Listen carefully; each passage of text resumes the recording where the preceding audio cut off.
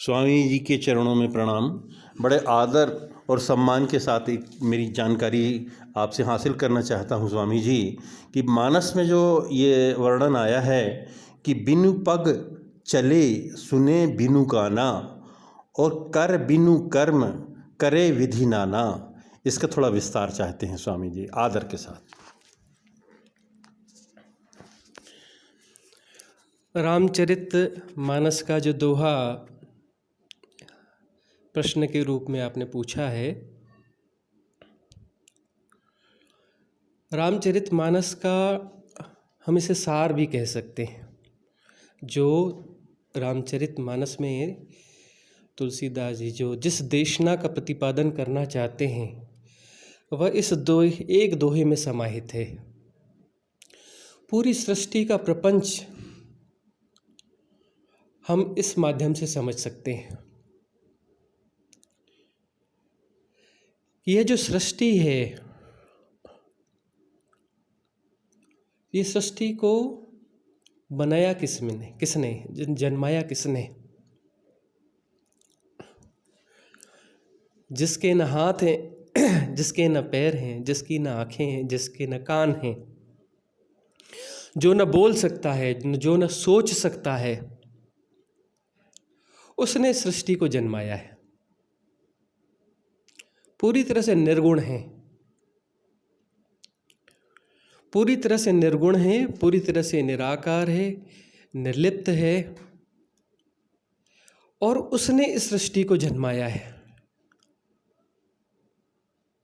इसकी तो जितनी लंबी व्याख्या की जाए उतनी कम है, लेकिन सार में ही हम समझने की कोशिश करें कि उस परम तत्व ने,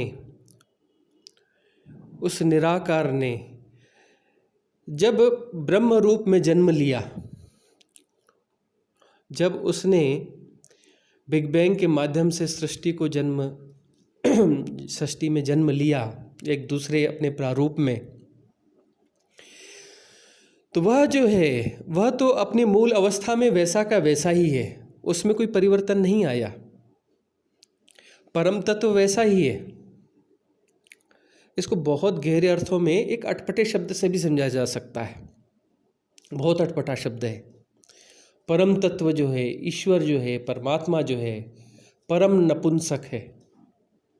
परम नपुंसक है मतलब वह किसी भी चीज़ में इंटरफियर करता ही नहीं है, वह उदासीन है। वह जो है इन्वॉल्व होता ही नहीं है, लेकिन उसने एक दूसरा प्रारूप में अपने आप को प्रकट किया है, और उस दूसरे प्रारूप में वह जस्ट अपोजिट डायरेक्शन में है। वह सब कुछ कर रहा है, वह जो है चल भी रहा है। जितने लोग चल रहे हैं वही चल रहा है, क्योंकि वही है, उससे अन्यथा कुछ है ही नहीं। परमात्मा इसमें है और इसमें नहीं है ऐसा प्रश्न नहीं है। परमात्मा के अतिरिक्त कुछ ही नहीं है। सारा प्रारूप परमात्मा ही स्वयं ही सृष्ट हुआ है। सृष्टा ने सृष्टि बनाई नहीं है। सृष्टा ने सृष्टि बनाई और सृष्टि को देख रहा है, ऐसा नहीं है। सृष्टा स्वयं सृष्ट हुआ है। सृष्टा ने स्वयं को ही सृष्ट किया है और कर रहा है। किया है और अलग हो गया नहीं, सृष्टा स्वयं सृष्ट हो रहा है प्रति क्षण। यह जो प्रारूप है स्थायी दिखता है, यह परम स्थायी है। यह जो प्रारूप है जिसे हम सृष्टि कहते हैं, ये ऐसा दिखता है कि यह परम स्थायी है, जबकि यह परम अस्थायी है। जीवन मृत्यु जो है इस प्रारूप का जो है आधार है। जीवन मृत्यु ऐसी नहीं है। जीवन मृत्यु इस प्रारूप की ऐसी है कि एक क्षण में यह लाखों बार मरता है और प्रति क्षण में लाखों बार जन्मता है। इधर मरता है, इधर जन्मता है, इधर मरता है, इधर जन्मता है। यह प्रतिस्पंदन आते कहाँ से हैं?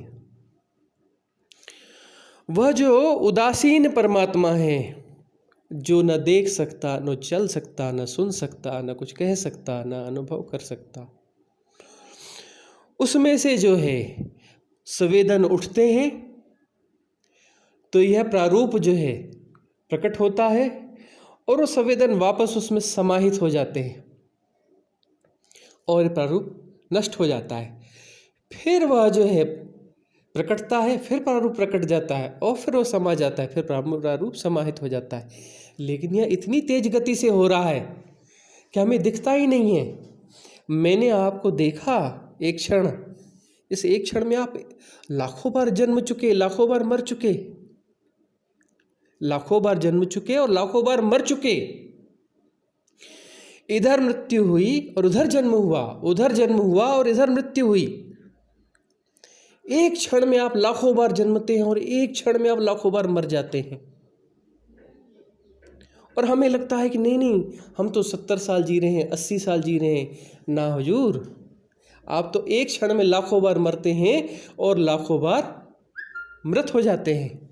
क्योंकि परमात्मा के प्रारूप से वह प्रतिसंवेदन उठा तो यह प्रारूप जन्मता है और वह प्रतिसंवेदन वापस वहाँ जाके समाहित हो जाता है और इस प्रारूप की मृत्यु हो जाती है।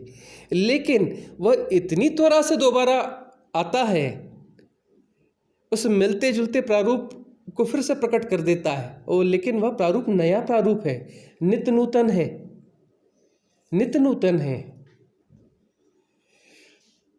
तो वह जो है वह नित्य नूतन प्रारूप जो है, हमें लगता है कि यह इतने साल पुराना वृक्ष है, यह इतने साल पुराना यह है। पुराना यहाँ कुछ भी नहीं है, सब कुछ नित्य नूतन है। एक क्षण में परमात्मा अपने को लाखों बार प्रकट कर रहा है और लाखों बार जो है वापस अपने मूल स्वरूप में चला जा रहा है। और यही समझने की बात है। तो यह इस दोहे का मूल सार यही है कि जिस प्रपंच को हम स्थायी मान रहे हैं यह स्थायी है ही नहीं। लेकिन एक वो जो श्रृंखला है, श्रृंखला मिलती जुलती श्रृंखला है, उससे भ्रम पैदा हो जाता है। इस भ्रम को इसलिए लीला कहते हैं, क्योंकि वह जो दूसरा प्रारूप प्रकट हो रहा है वह पहले प्रारूप से मिलता जुलता है और यह एक श्रृंखला चलती रहती है। तो उस श्रृंखला के साथ भ्रम पैदा होता है,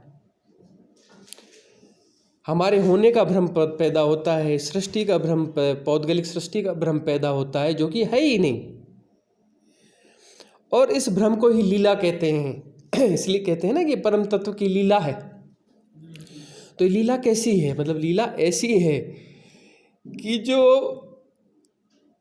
एक क्षण में लाखों बार जन्म के मर जाता है, उसे भ्रम है कि मैं तो इतने समय से जीवित हूँ और चिरकाल हूँ।